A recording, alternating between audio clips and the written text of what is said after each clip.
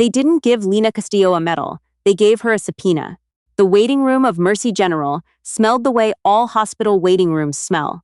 Old coffee, hand sanitizer, and the particular desperation of people who have run out of other options. Lena had worked this ER for 3 years. She knew every flickering light in the ceiling, every squeaky wheel on cart 7, every attending physician who would throw a clipboard across a room when things went sideways. She knew this place the way a person knows a scar, by touch, by instinct, without having to look. She was 31 years old, and most people, if they noticed her at all, noticed her the way you notice the weather. Background: functional, present. She was small and quiet, and her badge photo made her look like she hadn't slept since 2019, which wasn't far from the truth. The other nurses called her Lena. The doctors called her by the wrong name a surprising number of times for a facility that required photo ID. Her supervisor, a woman named Deb, who wore the same lanyard for 11 years and ran the ER floor like a Swiss railway, called her dependable, which in hospital speak is not quite a compliment and not quite nothing. Nobody asked Lena Castillo where she'd learned to do the things she could do. Not until the night a man named Sergeant First Class Dorian Mack was rolled through the ambulance bay doors with 2 gunshot wounds, a collapsed lung, and 38 seconds of viable blood pressure left in his body. After that, people had a lot of questions. The call came in at 11:47 p.m. on a Tuesday in October. Lena was charting at the nurse's station, eating a granola bar she'd found in her locker, and trying to remember if she'd eaten anything else that day, when the radio crackled and the paramedics' voices cut through the noise of the floor. GSW ×2, right thoracic cavity and left abdomen. Pressure's dropping hard, 52 over palp. He's in hemorrhagic shock, ETA 90 seconds. Deb looked at Lena. Lena was already moving. There's a thing that happens in a real trauma, not the TV version where everyone is beautiful and shouting dramatically, and there's always a perfectly placed defibrillator. But a real one, in the middle of the night, in a regional hospital that is running at 94% capacity with a surgeon on call who is 20 minutes away. Everything goes very quiet in your head, not peaceful, not calm. Quiet the way a room goes quiet when someone says something that changes everything. The noise doesn't stop, it just stops mattering. Lena had felt that quiet before, in a different life, a different uniform, a different country. She didn't think about that. She focused on the doors. The paramedics came through hard and fast, the gurney wheels shrieking against the linoleum. The man on it was enormous, 6'2", maybe 220, military built, camo cargo pants, a shirt that had been cut away to expose 2 wounds that told a story she could read in half a second. Entry wound right side, just below the 3rd rib. Exit wound she couldn't see yet.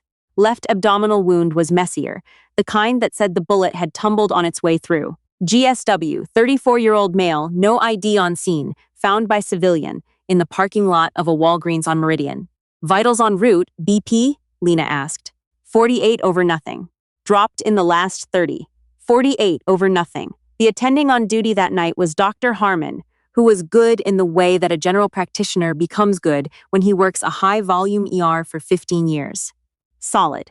Reliable. Not a trauma surgeon. He came in from Bay 2, already pulling on gloves, and his face did the thing faces do when the numbers are too bad to process cleanly. "Where's Reyes?" he asked, meaning the on-call surgeon. 20 minutes out, the charge nurse said. He was across town. 20 minutes. Dr. Harmon looked at the man on the gurney. The man's lips were going gray. His fingers, hanging slack off the edge of the mattress, had already started to turn. 20 minutes was a different kind of number than the kind you could work with. Lena was at the head of the bed. She had already taken the man's wrist between her fingers, not for the pulse. There was barely one, but for the angle of the arm, the muscle tone, the specific way a body holds itself when its core pressure is this compromised. Her eyes ran down him the way a topographer reads terrain. "The thoracic wound has a tension component," she said. "He's shifted." Dr. Harmon came to the bedside. "You're saying tension pneumothorax. Left deviation on trachea, the breath sounds on the right are absent. It's not just the bleed." She was already reaching for the supply cart. "We need to decompress before we can address the abdominal valve, Lena." Harmon's voice had the particular careful quality of a man who is trying not to say you're a nurse without actually saying it. Let's wait for. His pressure is falling 2 points every minute. Reyes isn't going to have a patient when he arrives. There was a beat. The kind of beat that happens in those rooms when nobody is wrong and nobody is entirely right, and the man on the table is still dying. Do it, Harmon said. She did it. The needle decompression took 11 seconds. The sound it made when the trapped air released, that specific, horrible hiss, was one of those sounds that nurses and doctors collect in the back of their memory whether they want to or not. The man's oxygen saturation, which had been falling, paused, trembled, held. Pressure? Lena asked. 51/30. Still catastrophic, but not the same catastrophic it had been 30 seconds ago. The abdominal wound was bleeding in a way that told her the bullet had caught something vascular. She didn't say that out loud. She was already doing the math that the situation required and coming up with an answer she did not particularly want to present to a room full of people who would have a lot of thoughts about it. She looked at Dr. Harmon. His aortic flow is compromised. If he bleeds out before Reyes gets here, we'll manage the bleed with packing and pressure. It's not enough. She kept her voice even. He needs flow control, direct or resuscitative. Harmon met her eyes. We don't have the capacity for an endovascular balloon in this bay. I know. Then what are you suggesting? She told him. The room went very, very quiet. What Lena Castillo suggested, and then, with Dr. Harmon's authorization, performed, was something that exists at the edge of emergency medicine, not outside it, not illegal, not something you'd read about in the kind of textbook that gets issued to nursing students in their second year, but something real, something documented, something practiced in environments where the distance between the patient and the operating room is measured in hours, not minutes. A modified tamponade approach using available material to temporarily reduce hemorrhagic flow in the abdominal cavity while maintaining enough systemic pressure to keep the brain alive. She had done it twice before. Not in this hospital. Not in this country. Not in this life. Her hands were steady. They had always been steady.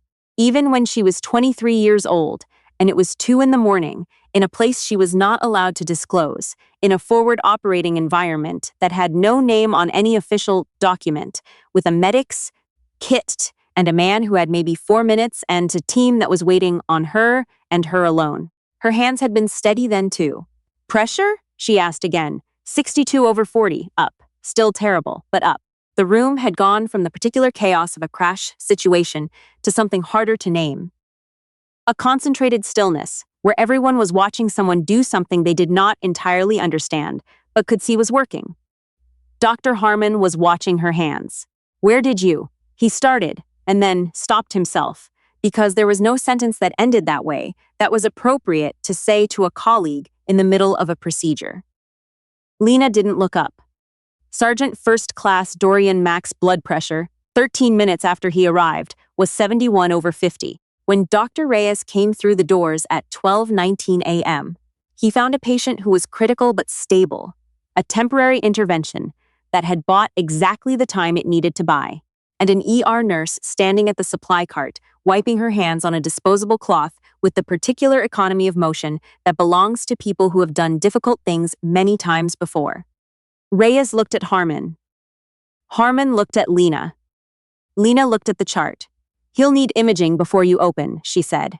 The abdominal wound trajectory suggests it may have clipped the descending colon. I'd want to confirm before you're in there. Reyes blinked. Then he picked up the chart. He didn't say anything, but he ordered the imaging. She finished her shift. That was the part that would matter to people later. Not the procedure, not the technique, not the outcome. The fact that after Mac went up to OR, and after Reyes closed what needed to be closed, and after the hospital started breathing again, like a living thing does when the worst-case scenario doesn't happen.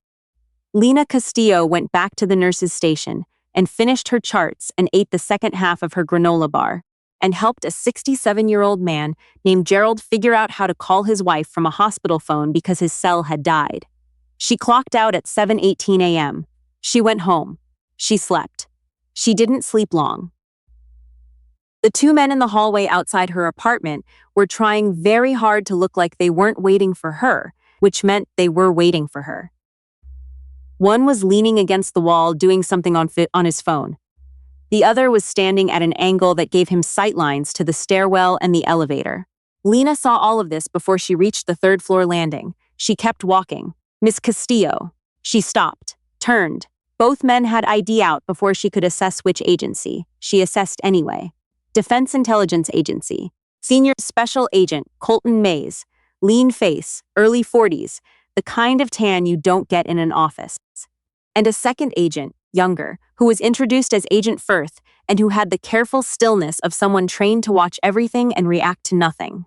"We'd like to speak with you," Mays said. "About last night. I just worked a 12-hour shift." "We know." He didn't apologize for that. She noted the absence. "This won't take long." She looked at them for a moment, the real kind of looking, not the social kind. Then she unlocked her door. "Coffee's going to take 4 minutes," she said. "You can start talking while it brews." They sat at her kitchen table. She stood at the counter. She had learned a long time ago that there is a specific geometry to conversations like this, and the person who controls their physical space controls more of the conversation than they might otherwise. Mace set a folder on the table but didn't open it. "Sergeant Mack is going to survive," he said. "I wanted you to know that first." "I assumed," Lena said. "Reyes is a good surgeon. He said the same thing about you." She poured coffee, said nothing. "The technique you used," Mace continued, "isn't something in the standard ER nursing curriculum. It's not standard, but it's not outside the scope of Miss Castillo." He said it gently but in a way that meant stops. "We pulled your background." Silence. The coffee maker beeped. "You graduated from nursing school at 26, Mace said. "Before that, there's a gap in your civilian record. 4 years. Very clean gap. Too clean." He tilted his head slightly. "We know what that kind of gap look was like." Lena poured 2 cups, set one in front of him. Set one in front of Firth, who looked slightly surprised. Kept one for herself. "What do you want?" she asked. "Mac wasn't just a soldier," Mace said. "He was on a protective detail for an asset, a civilian with specific intelligence value. He was shot because someone knew where he was going to be." He paused. "We have reason to believe the people who shot him are going to try again. The asset is still in the city." "That has nothing to do with me." "It has everything to do with you." Mace finally opened the folder. He slid a photograph across the table. The asset is a woman named Rosalind Betcher, 52 years old, former signals analyst. She has information that could dismantle a procurement network operating in 3 countries. He watched Lena's face. She's scared, and she's refusing federal protection because the last time she trusted federal protection, her partner ended up dead. Lena looked at the photograph. She didn't pick it up. "What does this have to do with me?" she asked again. "She'll accept medical oversight. She has a cardiac condition that requires monitoring. She's agreed to a safe house scenario, only if she has a private medical professional on site." Maze's voice was careful, professional, empty, of the sales pitch quality she would have suspected from a different kind of man. "You have a skill set that goes beyond what your current role suggests. That's not an accusation. That's a statement of fact. What's the ask?" 72 hours. Safe house outside the city. You monitor her medical condition, our people handle security." He paused. "That's all." Lena drank her coffee. Outside the window, the city was doing what it always did at this hour. Trucks on the avenue, a dog barking, someone's alarm going off 2 buildings over. The ordinary percussion of a morning. "You said you pulled my background," she said. "We did." "Then you know why the answer should be no." "Yes," May said. "And I know why it might not be." She looked at him. "Because you went back and finished your shift," he said. "After everything, you went back and you finished." He closed the folder. "That tells me something about what kind of person you are." The kitchen was very quiet. "Give me an hour," Lena said. "I need to sleep for an hour." The safe house was a 2-story colonial on a cul-de-sac in a suburb that looked like every other suburb. Vinyl siding, a basketball hoop in the driveway that no one used, a mailbox with the house numbers slightly off-center. The kind of place that exists entirely to be forgettable. Rosalind Betcher was sitting at the dining room table when Lena arrived, drinking tea. reading something on a tablet. She was a compact woman, gray-haired, with the kind of intelligent eyes that assessed everything and revealed nothing. When she looked up and saw Lena, something moved across her face that might have been relief, or might have been the calculation of a woman deciding whether a new variable was a threat. "You're the nurse," Rosalind said. "I am." "You're young. I know." Rosalind studied her for another moment. Then she set down her tea and pushed out the chair across from her. "Sit down," she said.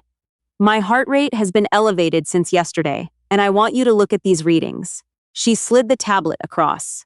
"And then I want you to tell me who you actually are, because Agent Mays did not send me a floor nurse, and I've been doing this long enough to know the difference." Lena sat down.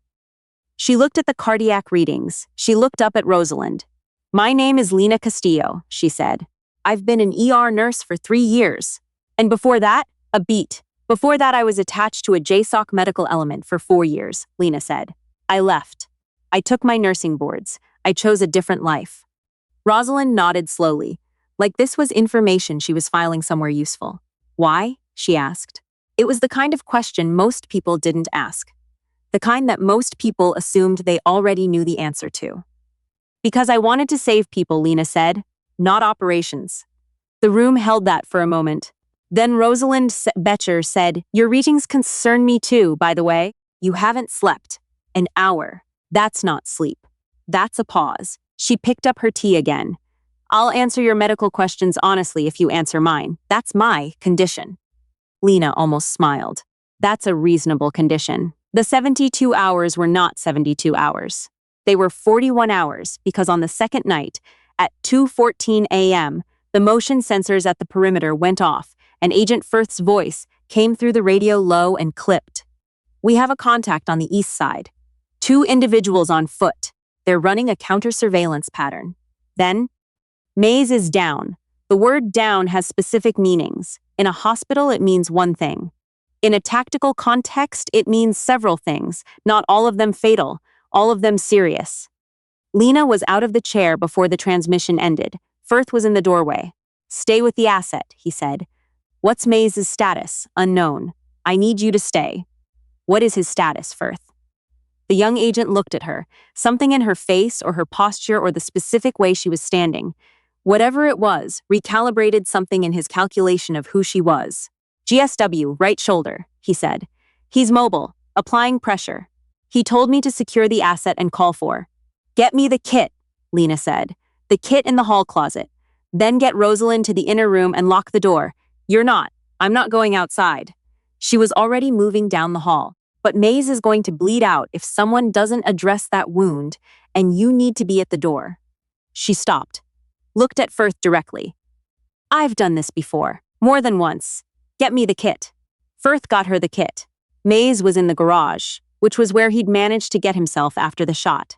He'd improvised a compress from his own jacket sleeve, which was either impressive or stubborn, depending on your experience with men who are shot and refuse to acknowledge it as a relevant variable.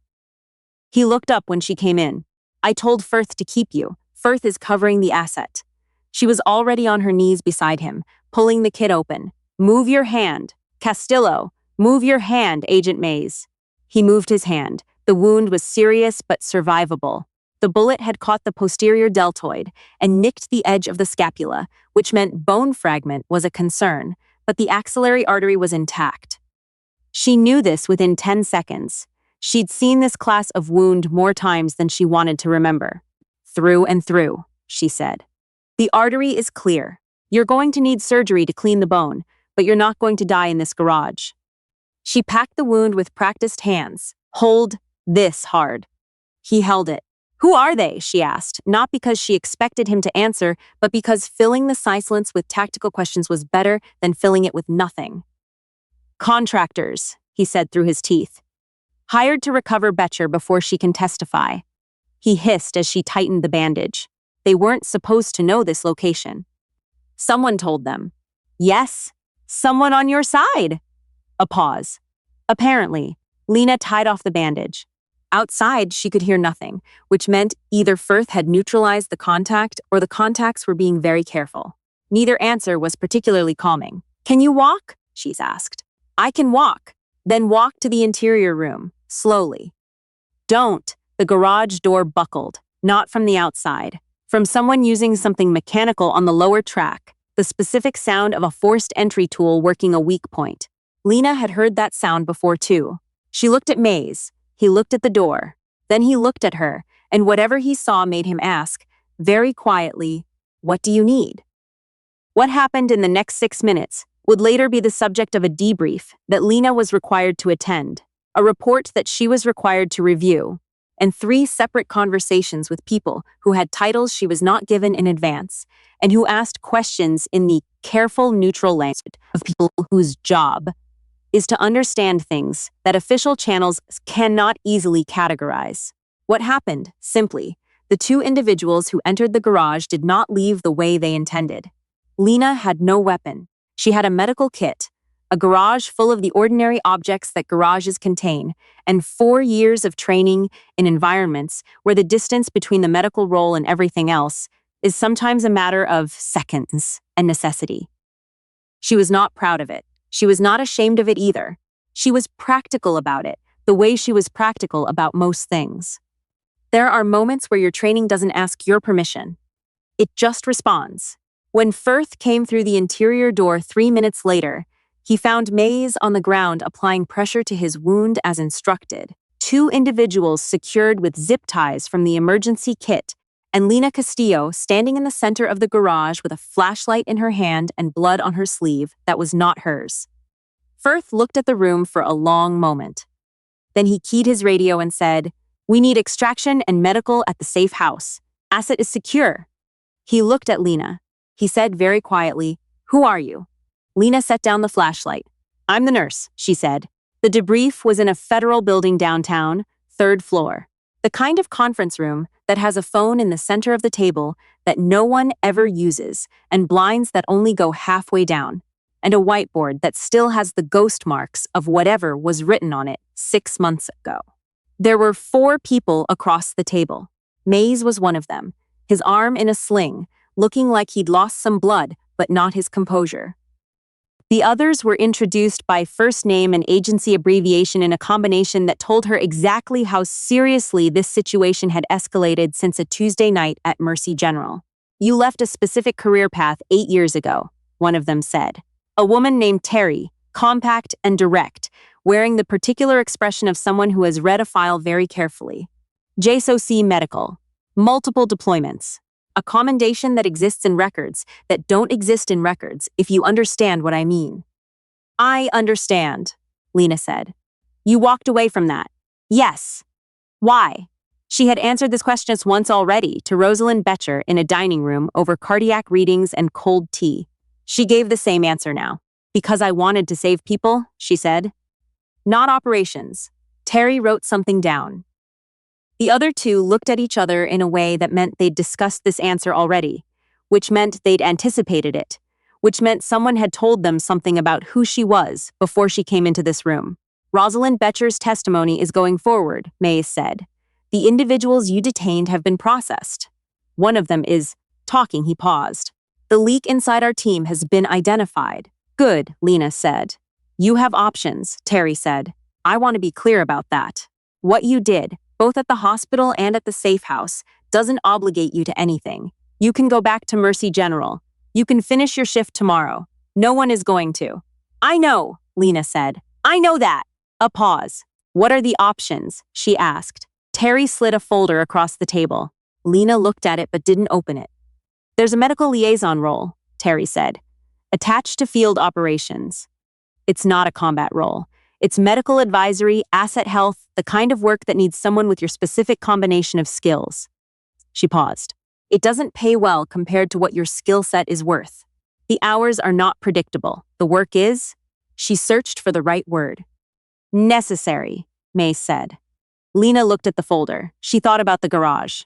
She thought about Rosalind Betcher's elevated cardiac readings and the way the woman had said, "You haven't slept," with the precision of someone who paid attention to the things most people missed. She thought about Sergeant First Class Dorian Mack's blood pressure, climbing from 48 to 71 in 13 minutes.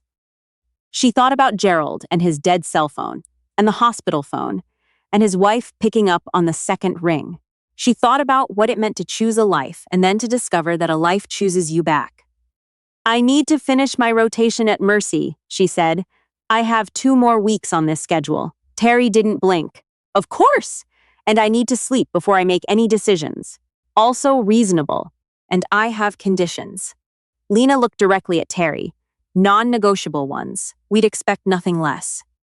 She drove home as the sun was coming up, the city doing its morning thing again. The trucks, the dog, someone else's alarm. She parked on the street because the lot was full, which it always was, and she walked up 3 flights because the elevator was slow and she'd never trusted it completely. Outside her door, the hallway was empty. She unlocked it, went inside, set her bag on the chair by the door, where she always set it. She stood in the kitchen for a moment, the same kitchen where 2 DI agents had sat with their folders and their careful questions. And she looked at the coffee maker and thought about starting it, and then decided she would sleep first. She set an alarm for 4 hours, not 1 hour this time. 4 hours because some things had changed, and she was practical enough to know it and tired enough to admit it.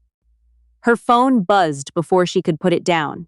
A text from a number she didn't recognize, which meant a number she was expected to recognize. 3 words. Max says thank you. Lena set the phone on the counter. She went to sleep. When she woke up, she went back to work.